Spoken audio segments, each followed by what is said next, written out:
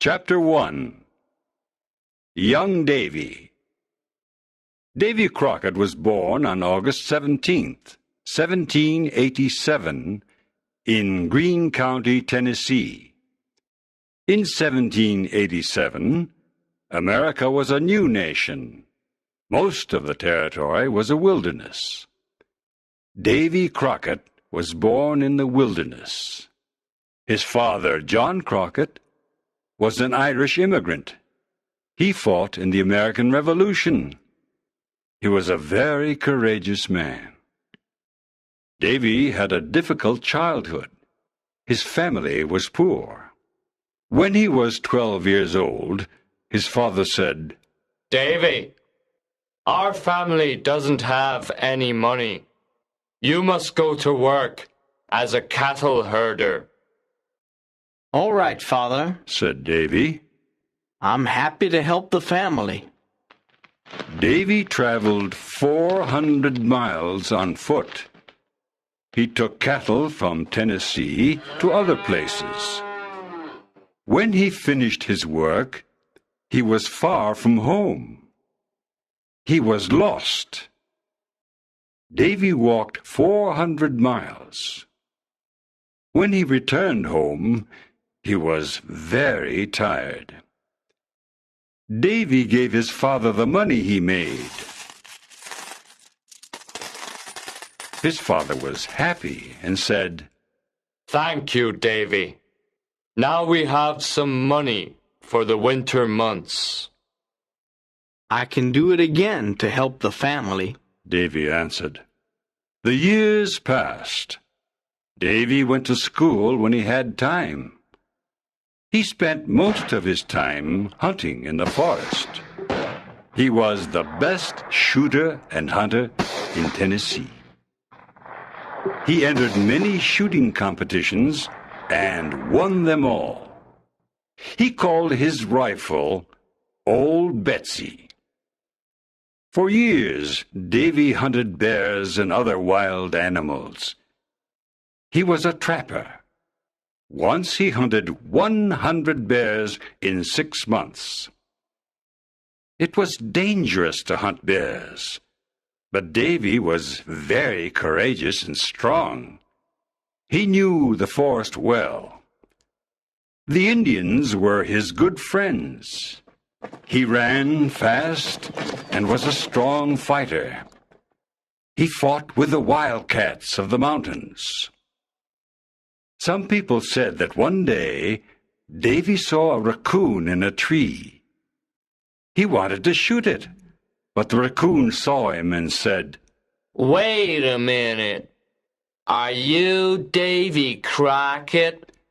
Davy answered. "Yes, I am." The raccoon answered, "Then don't shoot.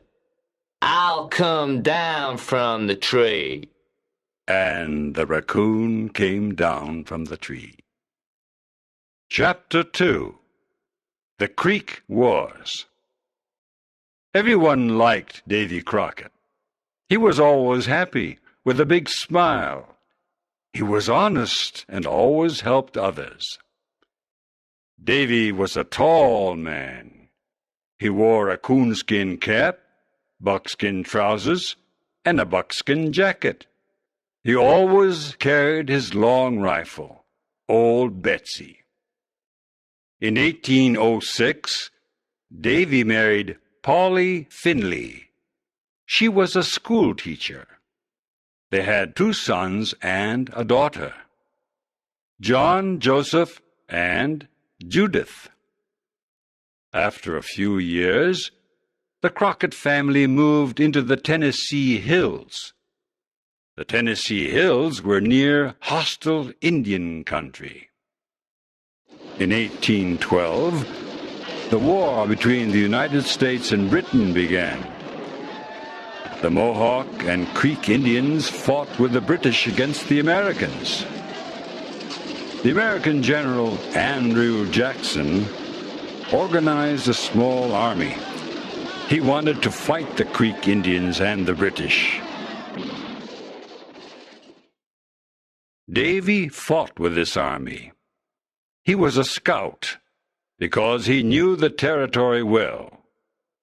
His work as a scout was very important.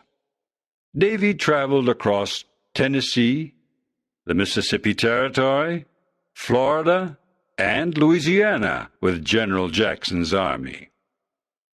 The Battle of New Orleans was a big victory for General Jackson and the Americans.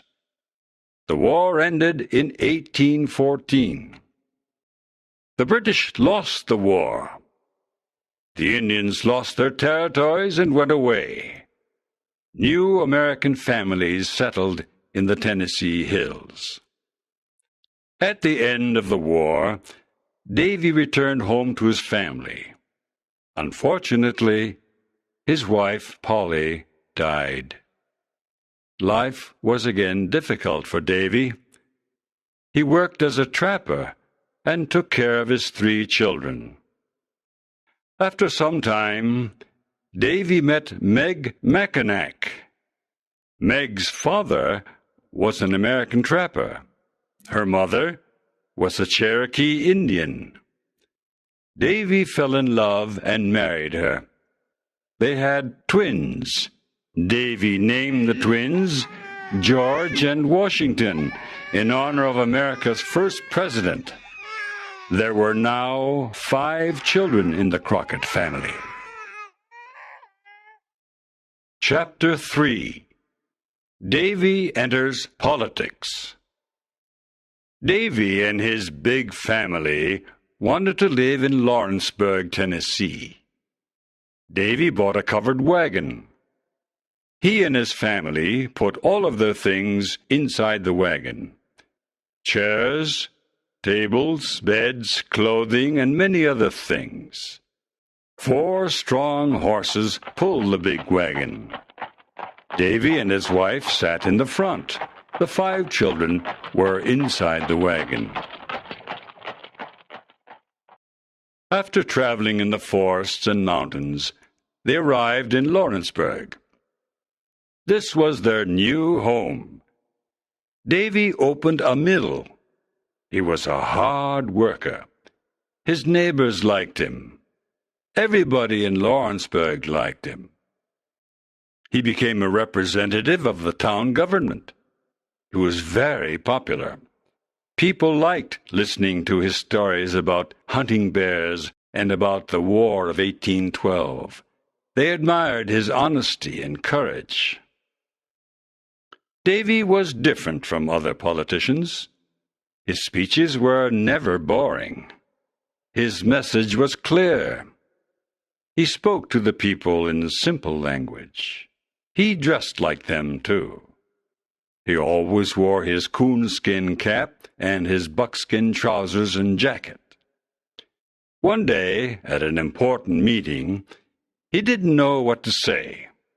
So he looked at the people and said, "Today, I am like a man trying to drink water from an empty barrel.